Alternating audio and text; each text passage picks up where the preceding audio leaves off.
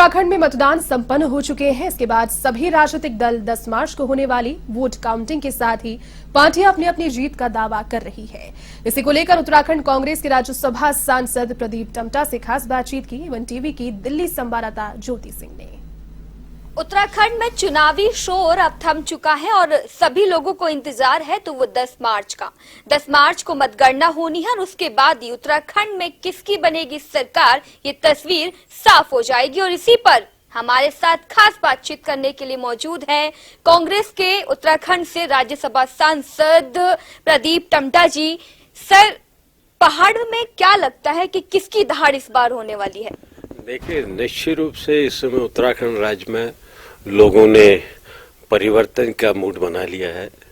उसके पीछे कारण है 5 सालों में राज्य की जो बदहाली हुई है। हर तरह से जनता त्रस्त है, स्वास्थ्य के क्षेत्र में हो, शिक्षा के क्षेत्र में हो। जो सबसे बड़ा सवाल था, जिसकी बीजेपी ने कहा था, मोदी जी ने कहा था कि डबल इंजन की सरकार हो, महंगाई और बेरोजगारी के फ्रंट पर पूरी तरह से सरकार असफल हुई है। राज्य के अभी के मुख्यमंत्री ने जब 1 महीने बाद चुनाव के आचार संहिता लगने वाली थी, तब वो कह रहे थे कि हम 24,000 पदों को भरने की कार्रवाई कर रहे हैं।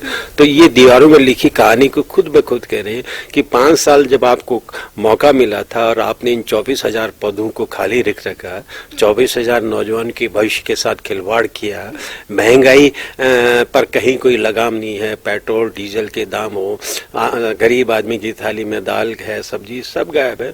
तो इससे हताश होकर के और कोरोना के काल में जो लोगों ने उत्तराखंड राज्य में संक्रमण हुआ है, जो मृत्यु दर के मामले में देश में दूसरे नंबर पर हुआ है, तो राज्य की जनता ने तय कर लिया है कि इसकी सजा इस सरकार को, भारतीय जनता पार्टी की सरकार को दी जाएगी। और मैं समझता हूँ आने वाले 10 मार्च के जिस दिन रिजल्ट आएगा वो कांग्रेस के पक्ष में आएगा कि पुरानी सरकार ने जनता के साथ छला किया है, धोखा दिया है। अब कांग्रेस को मेरे ख्याल से मौका मिलेगा।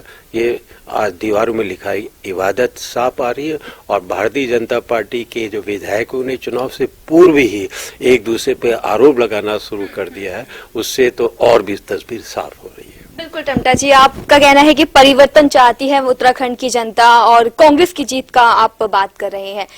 कितनी सीटों से आप लोग जीत हासिल करेंगे?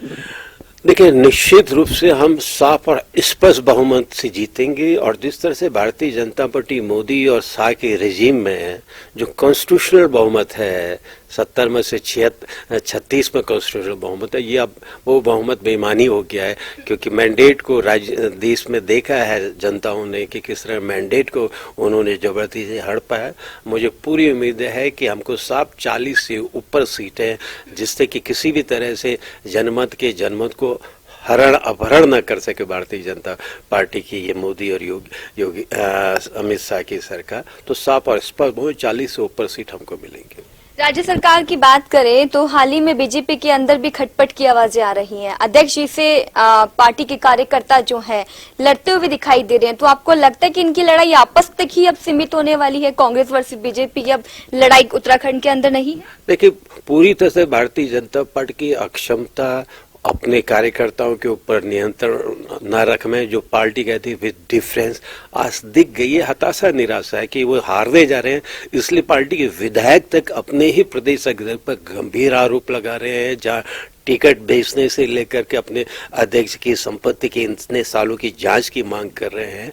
तो मूल कारण है कि भारतीय जनता पार्टी के विधायकगण भी सुर इशारा कर रहे हैं, लेकिन उस बात की ओर निकले कि हम इसलिए नहीं आ रहे कि 5 सालों में हमने राज्य की जनता के साथ छल किया, कपट किया, उनकी आशाओं पर अनुरूप नहीं रह गए।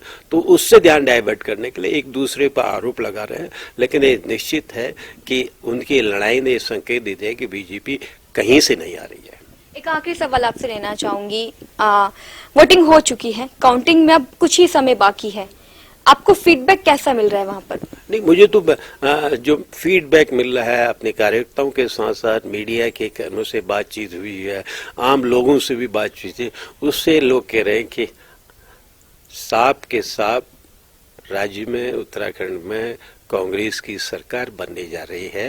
ये चारों ओर से जो संकेत मिल रहे हैं उसके आधार पर मैं कर रहा हूँ।